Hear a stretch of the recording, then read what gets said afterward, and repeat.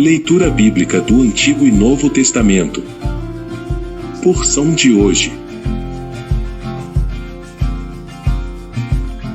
Salmos capítulo 119, versículos do 143 ao 160.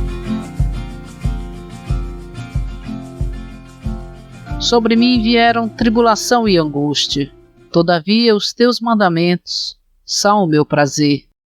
Eterna é a justiça dos teus testemunhos. Dá-me a inteligência deles e viverei. De todo o coração eu te invoco.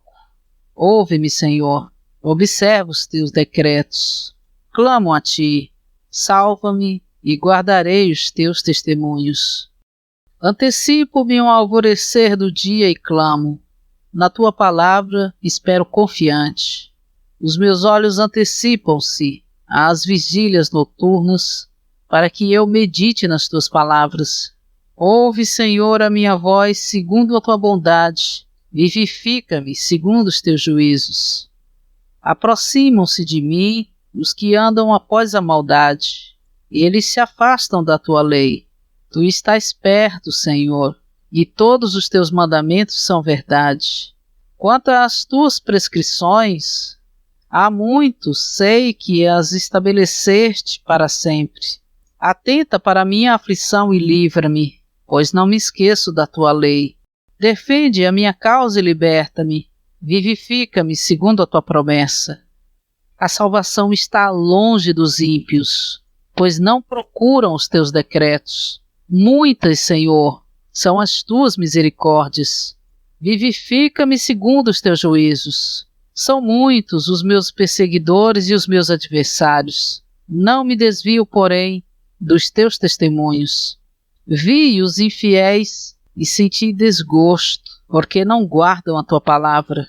Considerem como amo os teus preceitos. Vivifica-me, ó Senhor, segundo a tua bondade. As tuas palavras são em tudo verdade desde o princípio, e cada um dos teus justos juízos dura para sempre. Marcos capítulo 3. De novo entrou Jesus na sinagoga, e estava ali um homem que tinha uma das mãos ressequida, e observava-no atentamente, para ver se o curaria no sábado, a fim de o acusarem. E disse Jesus ao homem que tinha a mão ressequida: Levanta-te e vem para o meio. E lhes perguntou: É lícito, aos sábados, fazer o bem ou fazer o mal? Salvar a vida ou matar? Mas eles ficaram em silêncio, olhando ao redor para eles com ira. Muito contristado com a dureza do seu coração, disse ao homem: Estende a mão.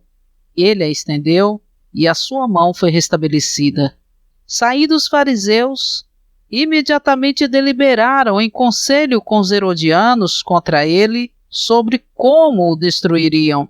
Retirou-se Jesus com seus discípulos para o mar, e uma grande multidão o seguiu da Galileia, da Judéia, de Jerusalém, da Idumeia, da além do Jordão e dos arredores de Tiro e de Sidom. Uma grande multidão, ouvindo quantas coisas Jesus fazia, veio ter com ele. Então disse a seus discípulos que tivessem pronto um barquinho junto dele por causa da multidão, a fim de não o apertarem, pois tinha curado muitos, de modo que todos quantos tinham aflições se arrojavam sobre ele para o tocar, e os espíritos imundos, quando ouviam, prostravam-se diante dele e gritavam: Tu és o Filho de Deus. E ele os advertia repetidamente que não os tornasse conhecido.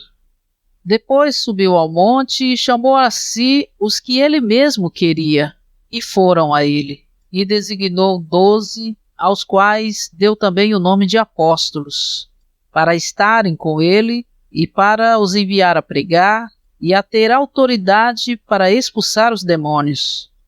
E designou os 12, Simão, a quem deu o nome de Pedro, Tiago, filho de Zebedeu, e João, irmão de Tiago, aos quais deu o nome de Boanerges, filhos do trovão: André, Filipe, Bartolomeu, Mateus, Tomé, Tiago, filho de Alfeu, Simão, o cananeu, e Judas Iscariotes, que foi também quem o traiu.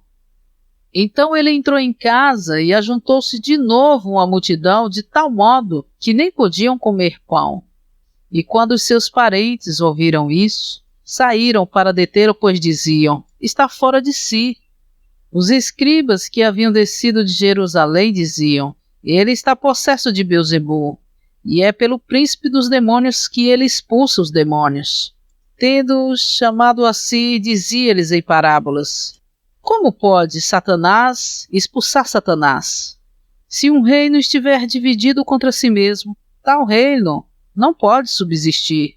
Se uma casa estiver dividida contra si mesma, tal casa não poderá subsistir. E se Satanás se levantou contra si mesmo e estar dividido, não pode subsistir, mas chegou o seu fim. Ninguém pode entrar na casa do homem forte e saquear-lhe completamente os bens, se primeiro não amarrar o homem forte, e então lhe saqueará completamente a casa. Em verdade vos digo que todos os pecados serão perdoados aos filhos dos homens, e quaisquer blasfêmias que proferirem. Aquele, porém, que blasfemar contra o Espírito Santo, não tem perdão para sempre, mas é réu de pecado eterno. Disse isso porque diziam: está possesso de um espírito imundo.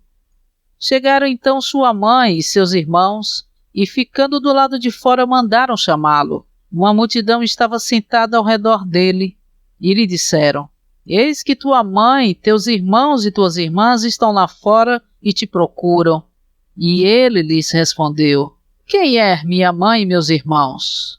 E olhando ao redor para os que estavam sentados à sua volta, disse: eis minha mãe e meus irmãos. Porque todo aquele que fizer a vontade de Deus, esse é meu irmão, irmã e mãe.